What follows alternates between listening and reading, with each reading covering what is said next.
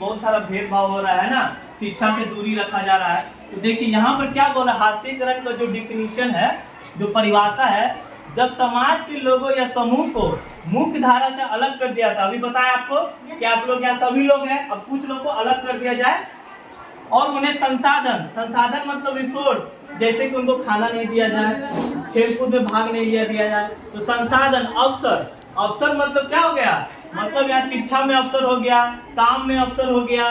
उसके बाद से वंचित रखा जाए तथा निर्णय प्रक्रिया में शामिल नहीं किया जाए। निर्णय प्रक्रिया मतलब समझती हो?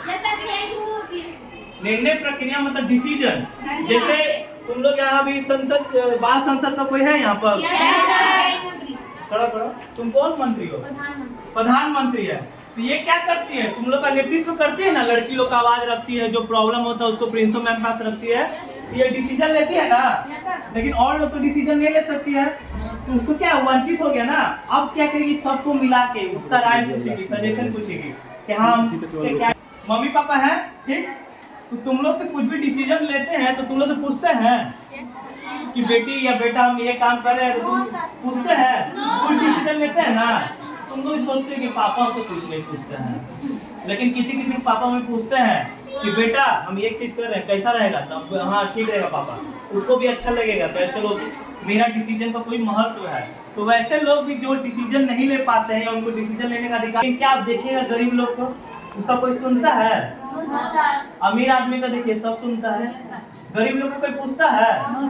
गरीब लोग को कोई नहीं पूछता है। फिर शिक्षा में कभी, अब जो पढ़ा लिखा नहीं है, तो उसे तुम क्या सोच रहे हो, कुछ कर पाएगा? तो पढ़ा लिखा नहीं, तो पढ़ा लिखा नहीं सीखा, जो स्कूल में पढ़ा लिखा नहीं है उसका कम मार्क्स आता है, उसको पढ़वे नहीं करते है ना, होता है ना।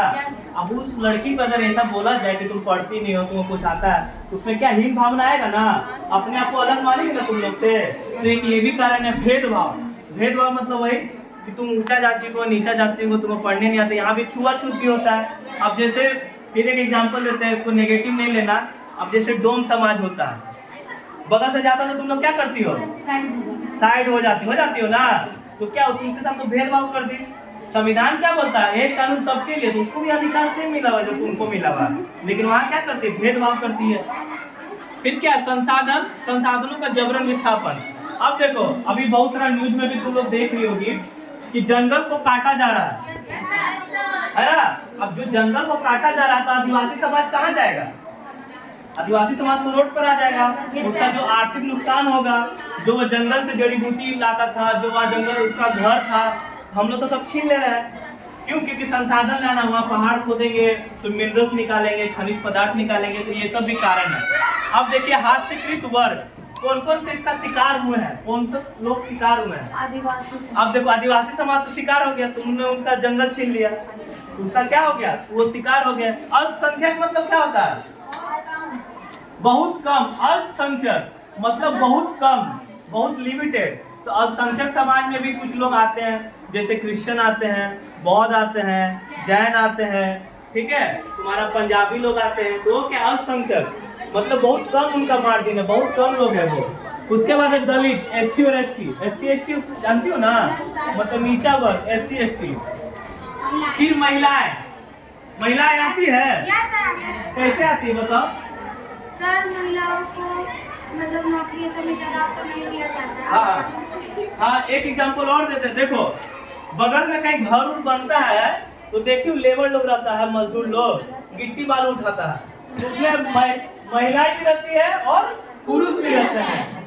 तो क्या देखो कि जब पेमेंट का बारी आएगा, तो पुरुष को 500 और महिला को 400। तो वहाँ तो उसका अवसर काट लिया, बोले महिला है तो 100 रुपया कम में दो, तो वहाँ उसका काटा, वो भी हास्यकृत हुई ना जी कि महिला है तो